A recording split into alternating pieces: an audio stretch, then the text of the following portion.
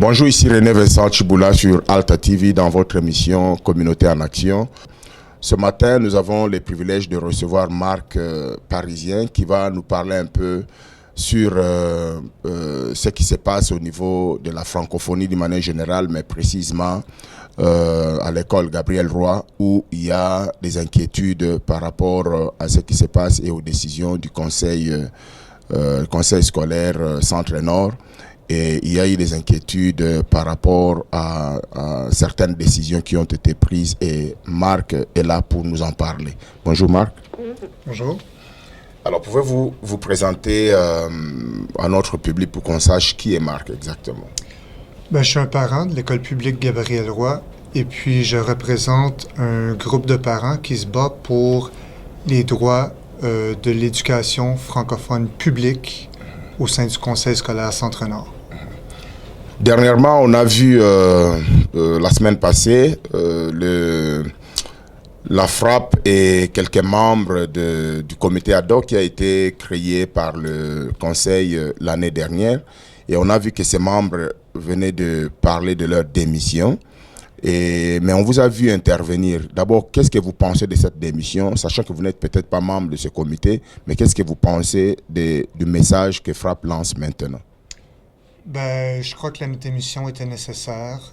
C'est un comité ad hoc qui a été créé avec un échec en tête, là, à mon avis. En fait, c'est ce qu'on entend un peu partout en coulisses et puis dans la communauté. Et puis, Frappe ne pouvait pas continuer comme ça. D'ailleurs, il ne se faisait même pas écouter. C'était pas un dialogue, ça ressemblait peut-être plus à un monologue, je sais pas. Donc, à mon avis, Frappe avait les mains liées, il devait quitter. Évidemment, il n'y a pas que Frappe. Nous avons vu monsieur le professeur Paulin Mulatrice qui représentait le centre d'accueil, qui a aussi démissionné. Nous avons vu docteur Ibrahim Karidio, qui est le responsable de la communauté nigériane, qui a aussi démissionné. Et est-ce qu'il y en avait d'autres ou bien il y avait que ces trois-là, Frappe, centre d'accueil et puis monsieur Ibrahim? Moi, je faisais pas partie du comité ad hoc, donc tout ce que je sais, je l'ai su de mes collègues et amis, les gens qui travaillent pour le conseil scolaire Centre-Nord. Donc, je peux pas vraiment répondre à votre question s'il y en avait d'autres. Ouais. Évidemment, c'est tout ce qu'on a appris au niveau à la conférence de presse.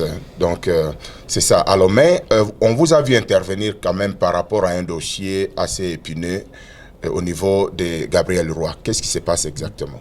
Je suis intervenu un peu pour démontrer que le problème avec le comité ad hoc, c'est pas un problème avec une situation bien précise et puis un petit groupe bien précis. C'est un problème qui perdure depuis des années.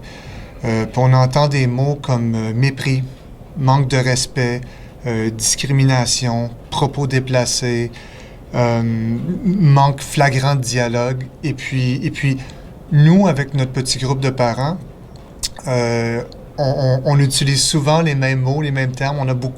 On partage beaucoup les mêmes problèmes. Donc, je sentais qu'il fallait intervenir pour dire, bon, c'est pas une situation unique et puis isolée, c'est quelque chose c'est un symptôme chronique et puis il faut faire quelque chose. Ça peut pas durer. D'une manière, qu'est-ce qui a été la goutte qui a débordé? Parce que c'est vrai que vous dites que ça a commencé un peu plus longtemps, ça fait longtemps que ça a commencé, mais vous avez parlé de déplacement des enfants de l'école primaire à une autre école anglophone qui n'est pas primaire. Et c'est quoi le problème? Le problème, c'est ce qui semble être un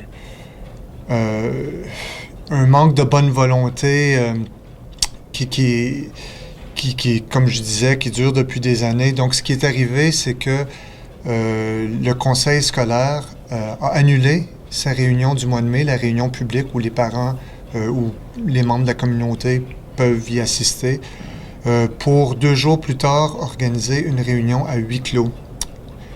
Puis durant cette réunion... À huis clos, c'est-à-dire qui faisait partie de la réunion?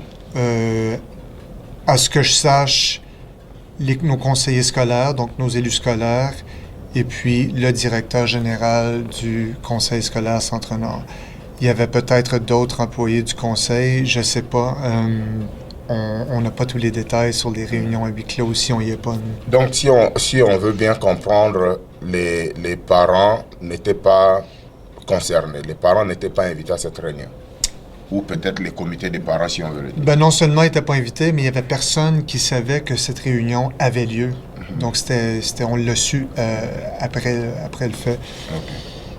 Et qu'est-ce qui a été décidé dans la réunion exactement?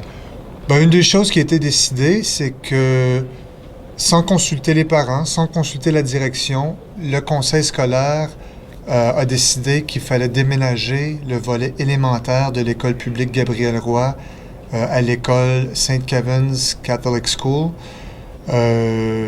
Pour nous, c'est un gros problème parce on aime notre école. C'est une école où les enfants se sentent en sécurité, où il y a un sentiment, une atmosphère de convivialité et puis d'esprit scolaire qui est fantastique. Il y a aussi le fait que le conseil le sait bien. On travaille, ça fait 2 ans d'arrache-pied pour faire une levée de fonds pour avoir un nouveau terrain de jeu. Un projet de 630 000 $ qui va débuter là, dans un mois ou 2, qui débute cet été. Donc, c'est d'une mauvaise foi quand même incroyable du conseil, en sachant tout ceci, de nous imposer un déménagement dans une école qui n'est pas du tout appropriée pour nos petits. L'école Saint-Kevin, c'est une école secondaire. Il n'y a pas de terrain de jeu. Donc, les petits jouent où exactement? Et puis, c'est sur une rue très achalandée. Donc, il y a des problèmes de sécurité. Donc, nous, on se demande, est-ce que le conseil était mal informé ou est-ce que le conseil a utilisé un peu des mesures de rétorsion pour, on ne sait pas pourquoi, nous punir? Pourquoi est-ce qu'ils ont pris cette décision? Puis nous, ben, comme on veut savoir, on est des parents impliqués, on a demandé au conseil de nous accorder un entretien à la prochaine réunion, leur réunion mensuelle, et puis ils ont refusé. Ben, ils ont refusé. Non, je ne devrais pas dire qu'ils ont refusé, ils ne nous ont pas répondu. Et puis, on a su hier, via un message à un parent sur le site Facebook, qui vont bel et bien nous écouter à la prochaine réunion. Donc, la prochaine réunion, c'est quand? C'est le 16 juin. Le 16 juin. Et justement, c'était ça la question que j'allais vous poser. Pour la vraie raison, qu'est-ce que vous pensez? C'est vrai que vous n'avez pas encore écouté les conseils, mais vous pensez qu'ils avaient une raison assez importante pour le faire, pour faire ce déménagement. Peut-être qu'ils ont des raisons. Ben, nos 2 écoles publiques à Edmonton, on en a 2, Gabriel Roy et à la Découverte, sont pleines à craquer.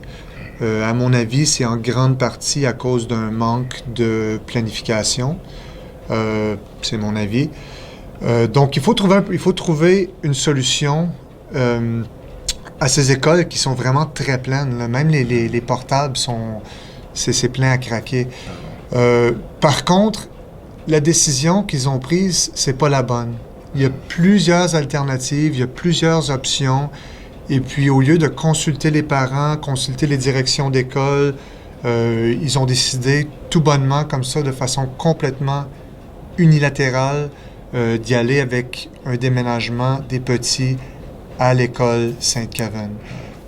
L'école Saint-Kevin, en fait, ça aurait été, il me semble, plus approprié de même suggérer que les élèves du secondaire aillent à l'école Saint-Kevin, mais non, ils ont choisi le primaire en sachant qu'on a un nouveau terrain de jeu qui s'en vient. On a travaillé très fort. Les élèves ont travaillé très fort, ils sont très impliqués dans le projet du terrain de jeu. Donc, leur enlever ça, c'est incompréhensible. Je ne sais pas ce qui se passe.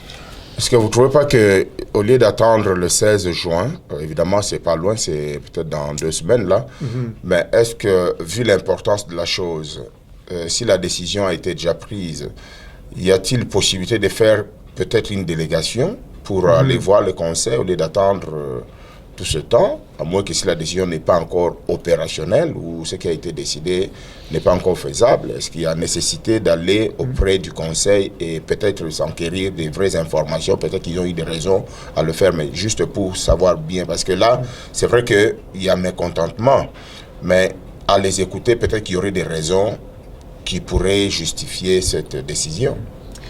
Ben, la communauté de l'école Gabriel-Roy s'est vraiment mobilisée. Donc, on a écrit au conseil, on leur a demandé un entretien à la réunion du 16 juin. On leur a écrit 3 fois, pas de réponse, c'était 3 fois. Mais là, on a appris que via une source indirecte, qu'on l'aurait, notre entretien. Hier soir, il y a eu une... Par Facebook. Ouais, on l'a eu. En fait, c'est un parent qui a pas fait de demande directe, qui l'a su via Facebook. Un peu étrange, mais enfin. Hier soir, il y a eu une grande réunion. Donc, tous les parents de l'école Gabriel-Roy ont été informés. Donc, on ne voulait pas que le conseil nous reproche que nos idées ou notre opposition, c'était l'affaire de quelques parents. D'ailleurs, c'est vraiment pas le cas. Donc, hier, on a eu une grande réunion, une réunion fermée des parents. Donc, vraiment, on pouvait parler librement du problème et puis des problèmes en général du conseil scolaire. Et puis, tous les parents qui étaient à cette réunion, on était 72, je crois, en tout, tous les parents ont voté contre l'idée de déménager nos petits à l'école Saint Kevin Catholic School. Oui.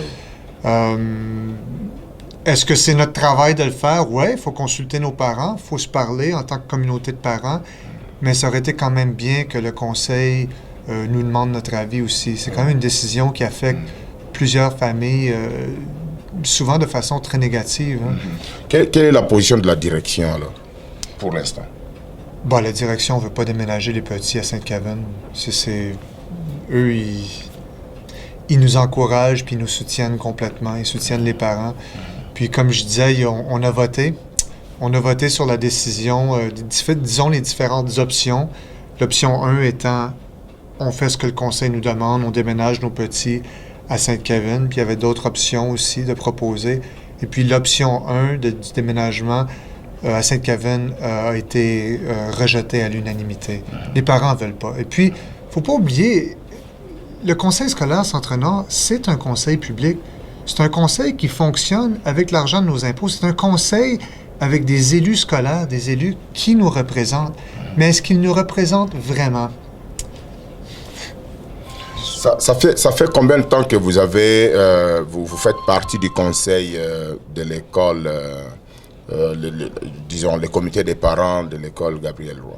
Ça fait combien de temps? Ben moi, c'est la 3e année que ma fille est à l'école Gabriel-Roy, donc ça fait 3 ans que je suis impliqué. Puis ma conjointe dirige le comité pour le nouveau terrain de jeu de l'école. Donc on s'implique comme on peut.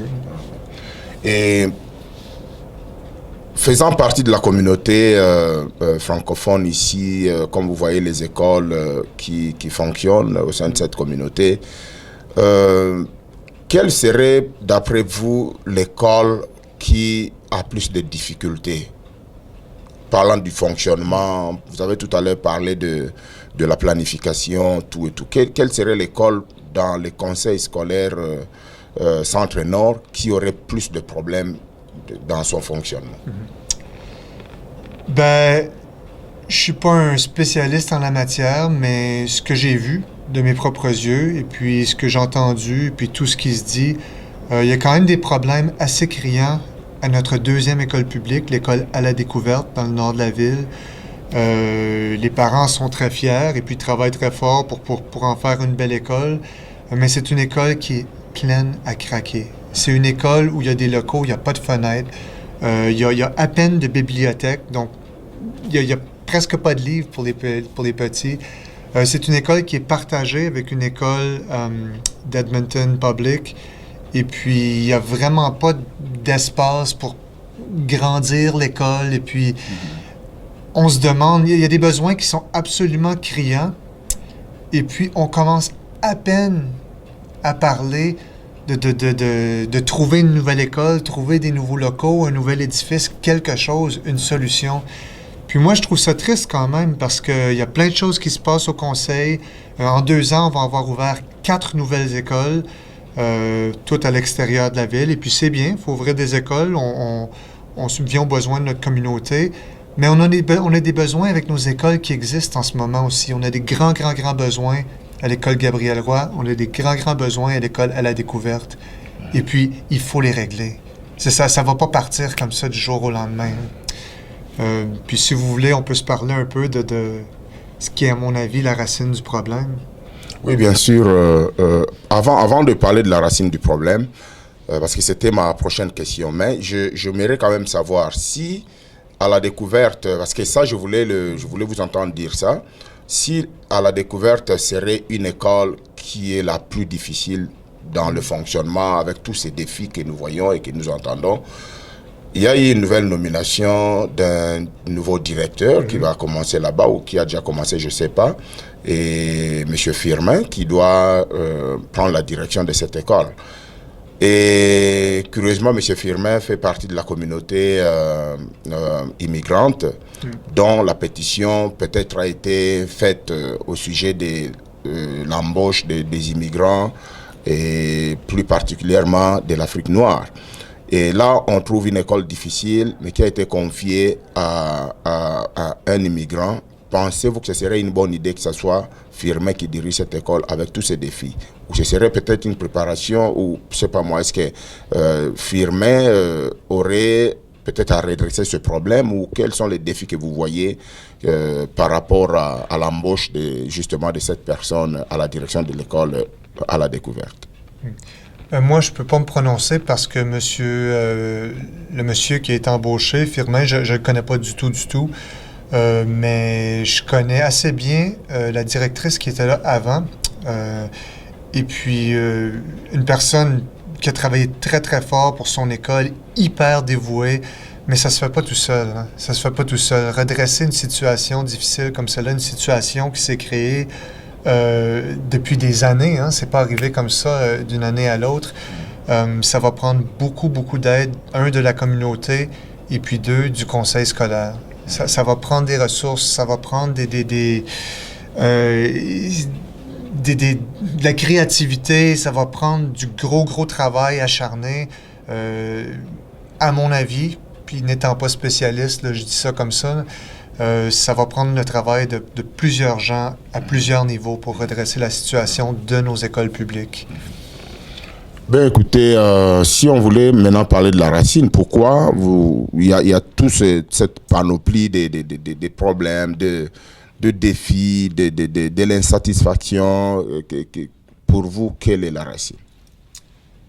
Ben, le problème, c'est que on regarde les infrastructures et puis les services qu'on a du côté catholique du Conseil scolaire Centre-Nord et puis les infrastructures et services qu'on a du côté public du Conseil Centre-Nord. Et puis, à moins d'être aveugle, là, tu le vois tout de suite. Là. Il y a une sacrée différence. C'est un problème. Nos enfants au public ne sont pas moins importants. Nous, en tant que contribuables, on ne paie pas moins d'impôts.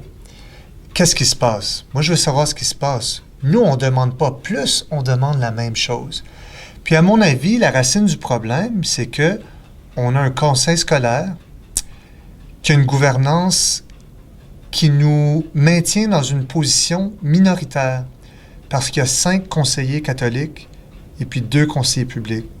Donc, tout ce qui passe au vote, toutes les décisions importantes, il y a 5 catholiques et puis 2 publics qui votent. À votre avis, est-ce que la majorité catholique va voter contre ses intérêts? Donc, ce qu'il faut faire, c'est qu'il faut dissoudre le conseil actuel, puis il faut faire une refonte.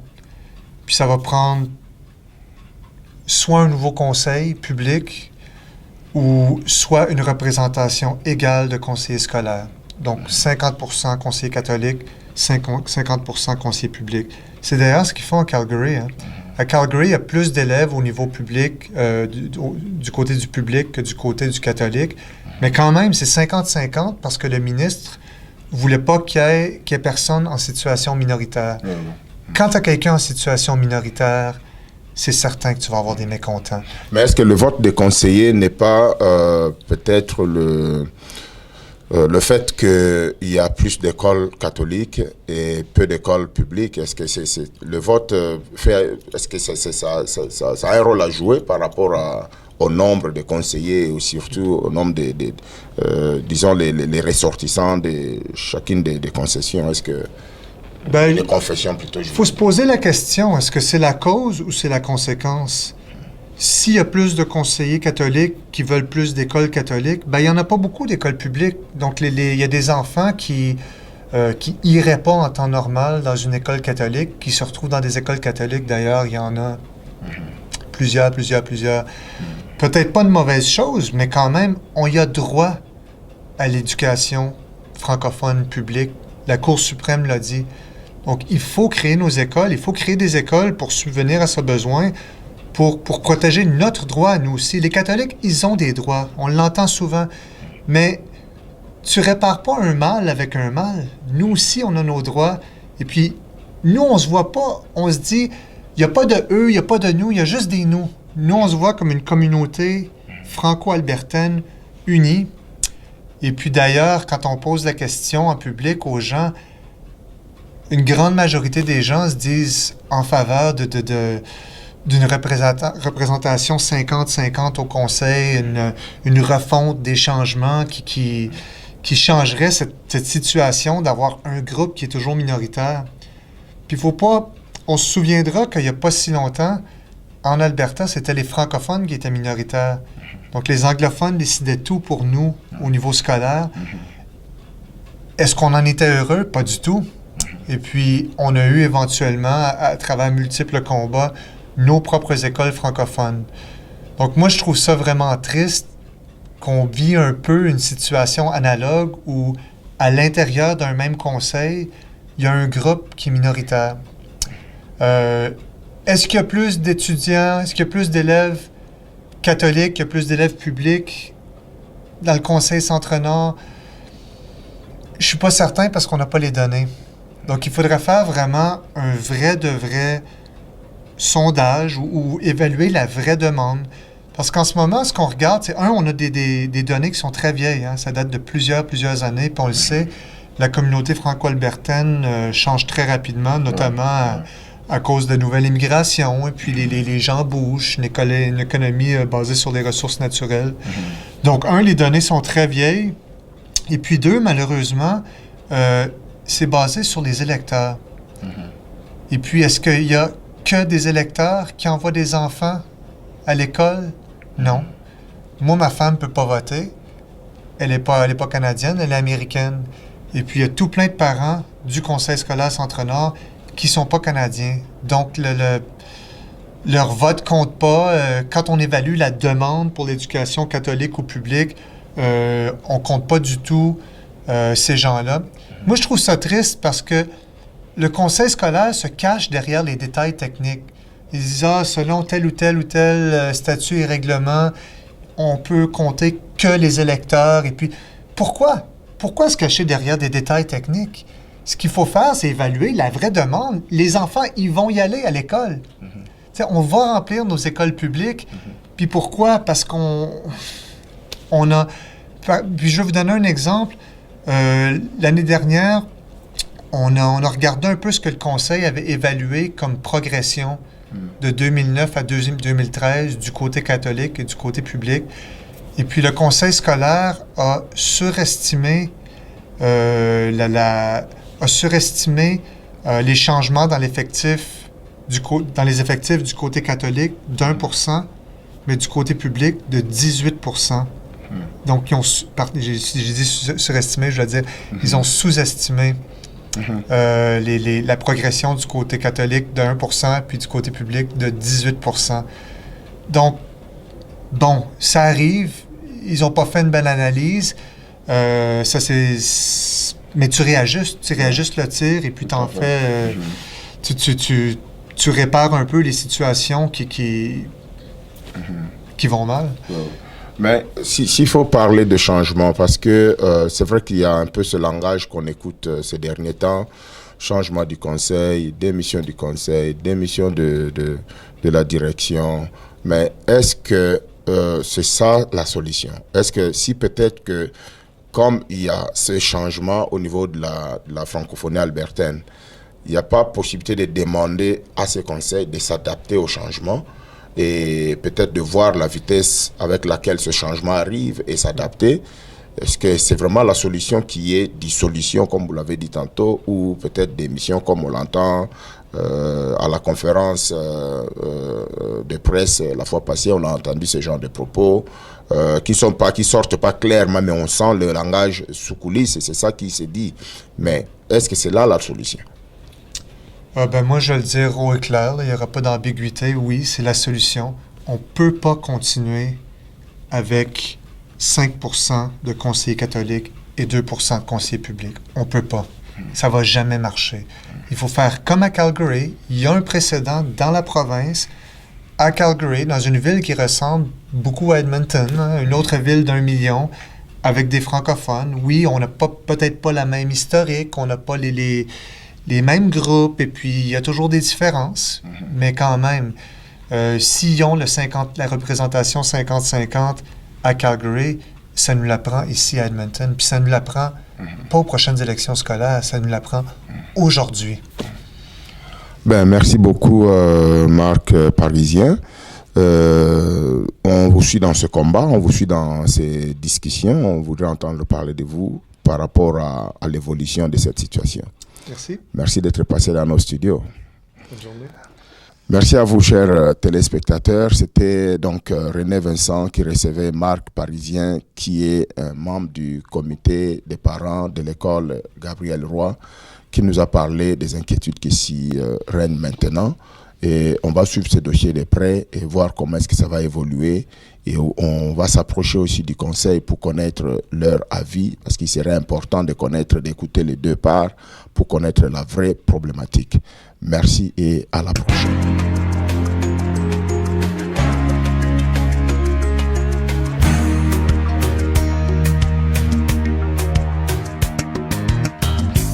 Si on au cinéma, des images fait nous vrai, mais c'est tout ça nous plaît. J'envie toi et moi. On sait rien qui t'a, tout ça qu'a dénoncé faiblesse nous qu'a caché. Demander pardon, Changer décision. ça plus facile qui porte et croire l'amour. Vas-y,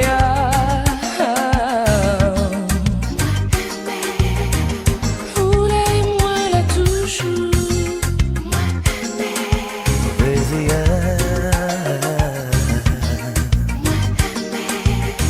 Si ça vaut